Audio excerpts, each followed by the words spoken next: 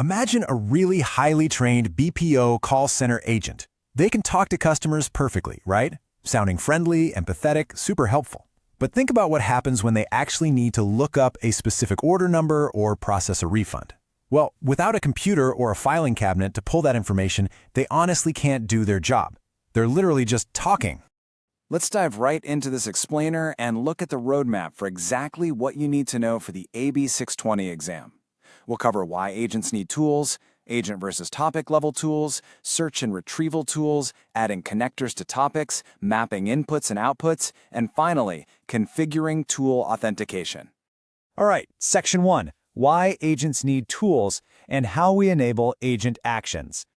So in Copilot Studio, a topic really just defines the shape of the conversation.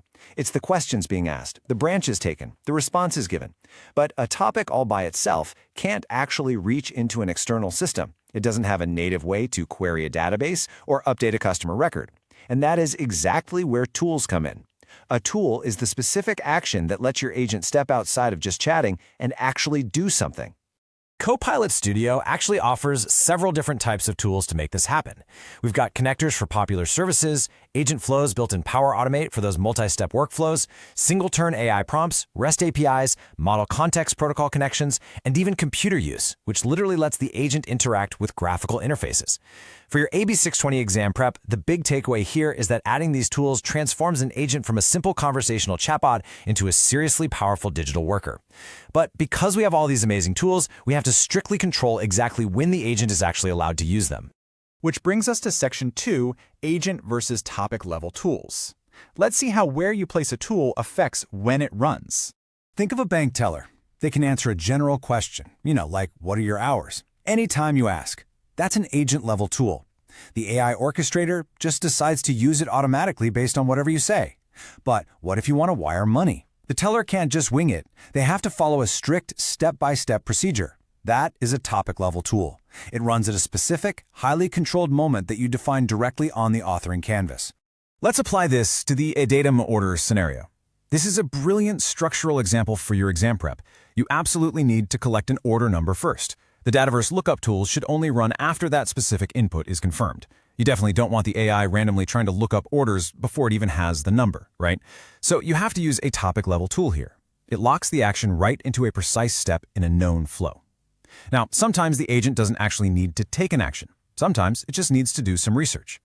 That leads us to Section 3, search and retrieval tools, which are topic-only tools. Imagine walking into a human resources department and just shouting sick leave at a giant filing cabinet. You're probably not going to get very far with that approach. You need to formulate a really clear question first and then execute the search. Well, in Copilot Studio, we have two topic-only tools designed specifically for this exact sequence: create search query and perform custom search. So here's the technical reality behind that. Create search query takes the user's raw, messy message and enriches it with the conversation history to make a clear, structured query. Then, perform custom search takes that clarified query and runs it against your knowledge sources. Crucially, it returns the raw, unsummarized results back to you. This completely separates the retrieval step from the response step, giving you total control to filter or process those results before you answer the user.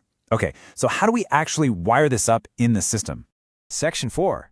Adding connectors to topics so we can start integrating external data. To add a tool, it's actually really straightforward. You simply open your topic on the authoring canvas, find the exact point where you want the tool to run, and click the Add Node Plus icon. From the menu that pops up, just select Add a Tool. This is going to bring up the tool picker where you can locate and select exactly what you need for your specific scenario. Most of the time, you'll be choosing connectors from this menu. Pre-built connectors like Microsoft Dataverse or SharePoint are fantastic because they're ready to go immediately as soon as you create the connection.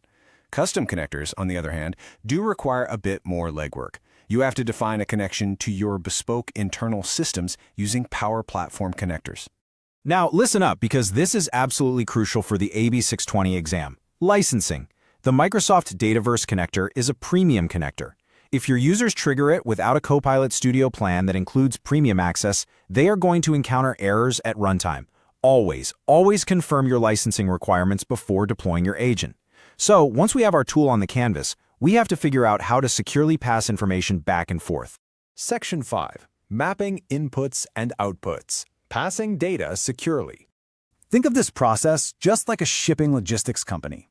You hand the clerk a tracking number, right? That is your input. In return, the clerk checks their system and hands you back a delivery date. That is your output.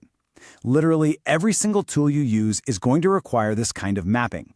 Going back to our Atom order lookup, the tool needs an order ID to function. So what you do is map the topic variable holding the customer's order number, let's just call it topic.order-number, straight into the connector's input field. Now, when the tool finishes running, it might return a dozen different pieces of information. For efficiency and honestly just best practice, you should only save the specific output fields your downstream nodes actually need. Assign those to really clearly named variables like topic.order-status. And this brilliantly leads us into our final concept, making sure the tool actually has the right permission to access all that data in the first place. Section 6. Configuring tool authentication and securing access. Connector tools require credentials to access these external services. End-user authentication is the default setting here. This basically means the agent prompts the user to sign in, ensuring they only see their own personal data, like their own specific ATOM orders. On the flip side, Maker-provided authentication uses your credentials, the maker's credentials, applied for all users. This is absolutely perfect for shared resources that everyone legitimately needs to access without adding the friction of making every single user log in separately.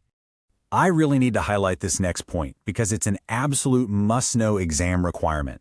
Before you can even attempt to use Maker-provided credentials, you have to configure your agent to use an authenticated channel, like web or direct line. If you miss this vital security configuration step, the shared authentication simply will not work. Period. So we've seen how to connect single actions, map their data securely, and authenticate them so everything runs smoothly. But here's the big question to leave you with. What multi-step process will your tools trigger next? Because as you master these single-action tools, you're going to start combining them into complex, reusable, multi-step agent flows that completely transform how your digital agents work.